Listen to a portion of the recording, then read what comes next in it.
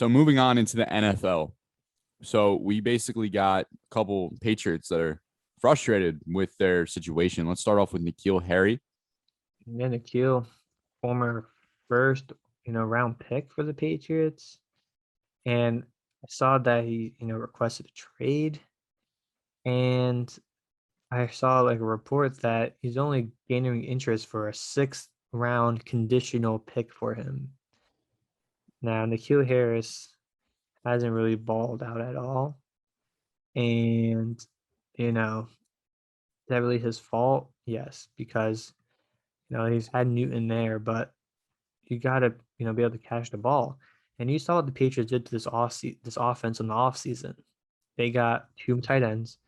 They signed, two, high potential wide receivers, Aguilar, this other guy, and they got the QB of the future now. And now you want to leave, something's up with that. If this was the time to, prove in training camp that you're the guy, you're the first round pick, and now you say you want to give up and leave, like, and with Bill Belichick, one of the greatest, probably the greatest coach in all of NFL history, I just feel like it's a weak move for Harry. Look, Bill Belichick, the GOAT, right? The GOAT coach. This just reflects that his drafting, that's not his strong suit as a GM, as a head coach. His drafting it's never been his strong suit. I mean, like, and you see a player like N'Keal Harry, whose highlights absolutely flashed in Arizona. He was a Sun Devil. He was catching everything in sight. Like, he was just an absolute ball hawk. He would win the 50-50 balls, and he would take the top off. He was a burner. So, I mean, like, and it would make sense to have him surrounded with a Cam Newton, an RPO offense, someone that can break you could play action that draws more people into the box, right? That leaves one-on-one coverage for N'Keal to run a post route, and you just chuck it up, and there's a 50% chance that if it's put in the vicinity of N'Keal Harry, that he'll get it. And the thing is like, it didn't work. Look, we've seen this with Belichick before. I understand that he's no Malcolm Butler. I know this is a different situation. Malcolm Butler literally in the cut won them a ring. Like, he won them a ring. Yeah. He saved Tom Brady's ass and he won him a ring. But I'm just saying, we see mischievous behavior happen in the Patriots organization for a reason. You can argue that it's because he didn't produce. But why didn't he produce? I mean, this man should be getting more targets. I mean, I've watched some Patriots games. This man's not getting enough targets. He's a first-round pick, right? Like, you invested a first-round pick. Come on now. This is top 32 players in the country. And he was deserving of it. He was. And I don't know. Like, I don't know if it's the play calling. I don't know if you could argue if Brady was there that he would find him in the end zone more. And it might be Cam getting used to this offense, and he's leaving some people out, and it's not clicking. But, ultimately, if I'm a team like the New York Jets, and if I got a new rookie quarterback, not that I'm not satisfied with my wide receiver plethora right now, go out and take this man, dude. Like, he's a first round pick. You're weakening a divisional opponent, and that's more competition. I mean, Jarod, who are some places that you think would be a good fit for N'Keal? And do you see do you agree with what I'm trying to say here? Is this more than just his production? I feel like it's more of like, I feel like Chicago doesn't fit in that Patriot system if he's requesting a trade. You didn't see many people this past years request a trade because you had Brady there and you knew you had a good chance of getting a ring. And, N'Keal Harris, in no way should he be ring chasing yet, but maybe he's just not having fun in New England. The Patriot way may not be his way. So I could see him, wanting to go maybe to go back to the, Arizona, go to the Cardinals, and they could always use help for D Hop, and or a team like the Buffalo Bills, dude. The Bills, yeah, it could be a replacement. I don't know if the Patriots would trade in division. Knowing them, but like, I pulled up N'Keal Harry's stats right here. 2019 he played 7 games, and this year he played 14. This past year, he has 81 career targets. Okay. In 21 games.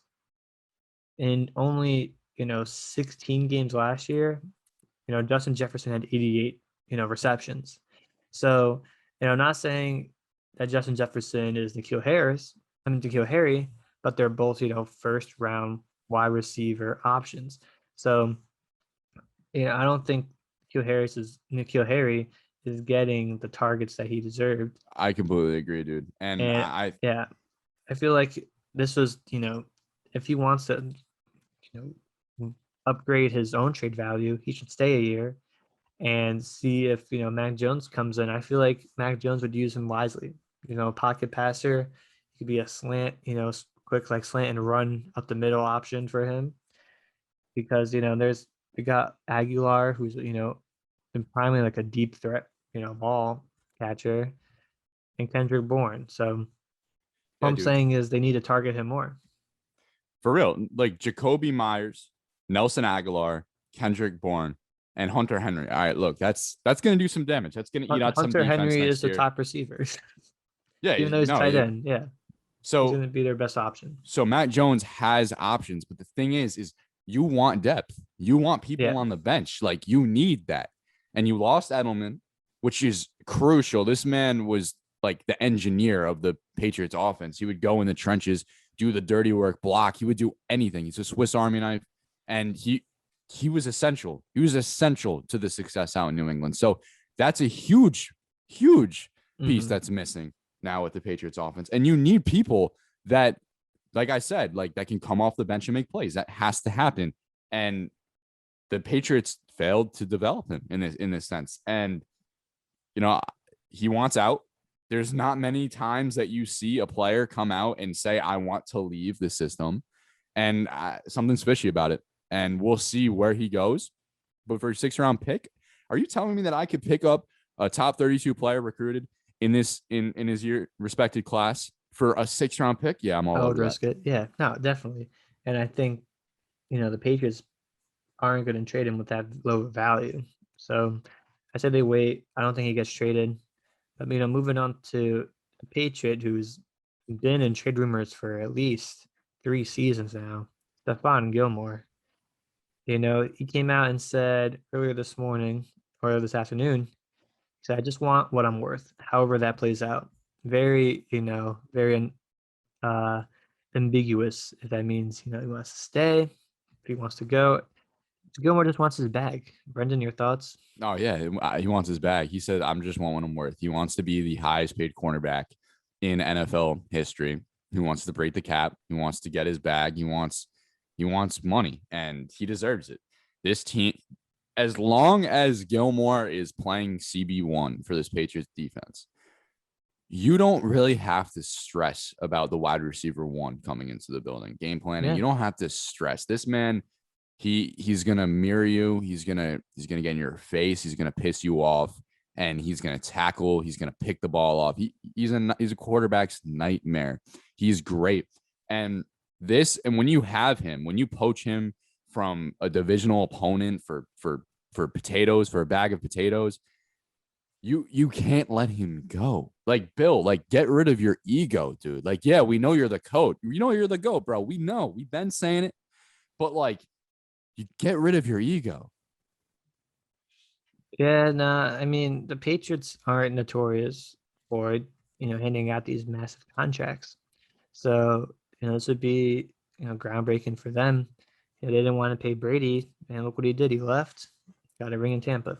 So that's a great point about you don't have to stress about the wide receiver one with Gilmore on your team. And without Gilmore, this Patriots defense becomes, instead of elite, it becomes fairly good. It becomes good instead of being elite. So they have to do what they have to do. He's, coming off an injury. That's probably why he didn't get traded because of the injury. But, Gilmore came out and said he felt stronger than he's ever felt since the injury. He's been running a lot, building full speed, and, he doesn't want to push it, for training camp. So he's still worried, but they want Sky. They have to pay him. Simple as that. And if they don't want to pay him, Gilmore wants to walk and leave. I think he sat down with his agent. I think they did the work. They looked at the drawing boards, and his agent said, hey, your best chance of making that money, breaking the bank, is with the Pats. And I know that sounds crazy because the Pats don't hand out money, but they're in a whole different world right now. Like the Brady's, all that, it's extinct. It's gone. It's nothing but a memory now. And this is a whole new team. And think about it. When you have Mac Jones, right? A quarterback in which they took 15th overall out of Alabama, the Bama boy, won. He showed that he can win. You know, when you have him and he falls into your lap, you take him, you select the card, and you have the best cornerback, you know, I mean, like, you can argue it. You can argue Trey White. Like, there's other players out there that can be better than Gilmore because Gilmore suffered injuries. But listen, no injuries on Gilmore. He's the best quarterback in this league. Healthy, he's the best cornerback in this league. And you have Gilmore. Are you kidding me? Like, imagine if we had, like, if the Jets had like a lockdown corner. Imagine if we had prime Revis. And I don't want to put Gilmore and Revis in the same category, dude, because Revis top 3, top 5 corners of all time.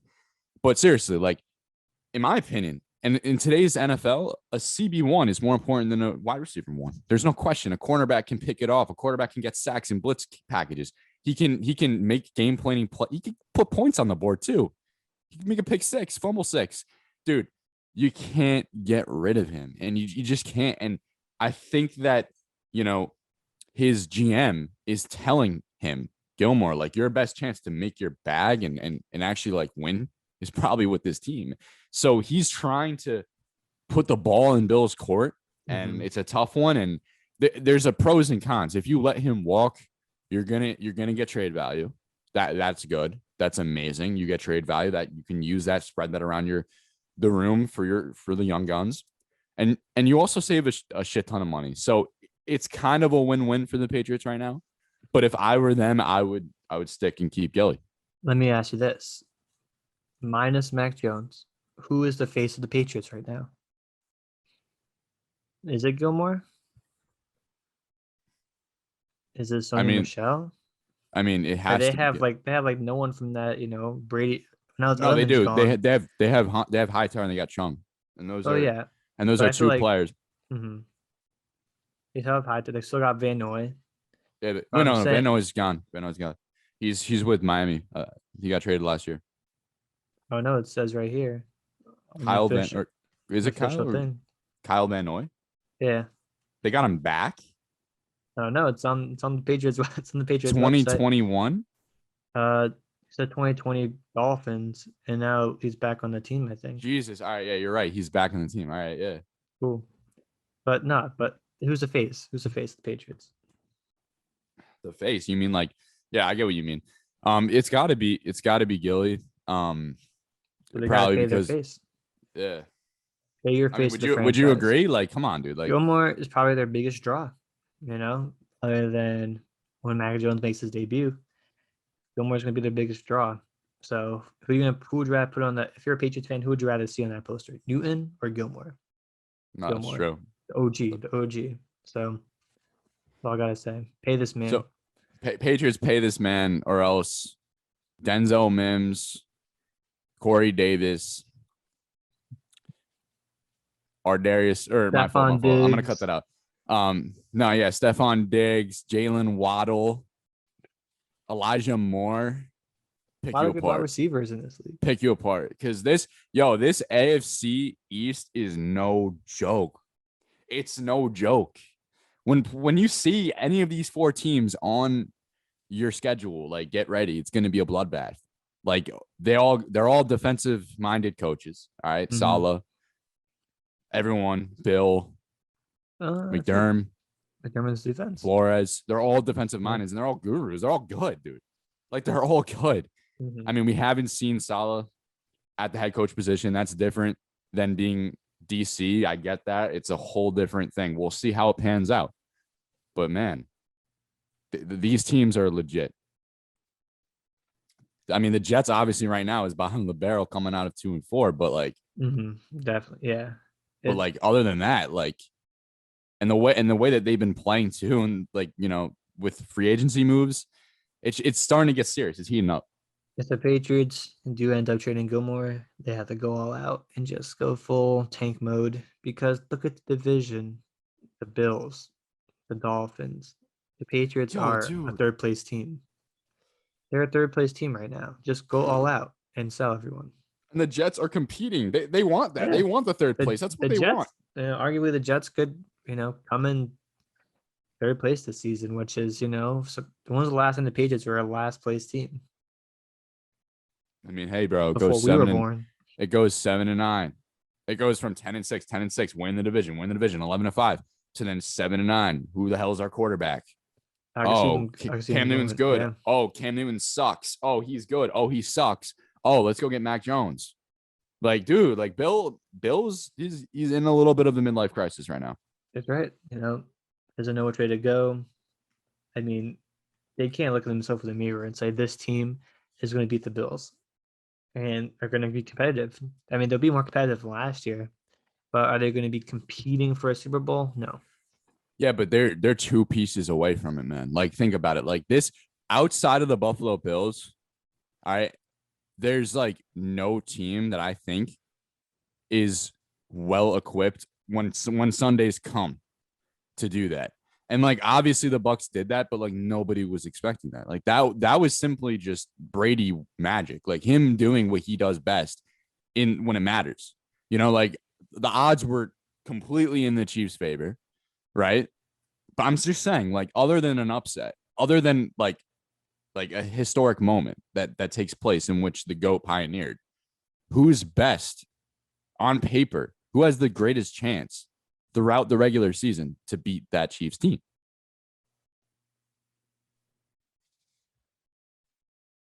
Good question. Maybe the Browns The Browns? in the I mean, they AFC. almost beat them. Yeah. So that's it. Another season with that Browns team with Odell healthy. Watch out. Don't sleep on the Browns. The Patriots. I mean, I guess you're right. The Dolphins still have some question marks. The Patriots just need their way into the wild card if they play it at their highest potential. But at this point, I say, well, if this is if you trade Gilmore, because what else you have to play for if you trade Gilmore? Just get more draft picks, get more assets, and And you get younger, rebuild though. and get younger for Mac Jones, because Mac Jones is probably his the fourth best QB in this draft class, and he's a pocket passer mostly. That's what you wanted. So give him what he needs. Give him what he needs. Draft like we did with Brady. Give him a good O line. Give him an elite defense, and tell him to put the ball in the receiver's hands. And the Patriots, if you go a full rebuild now and next year, I can see you competing for a Super Bowl in 3 years. So, that's all I gotta say.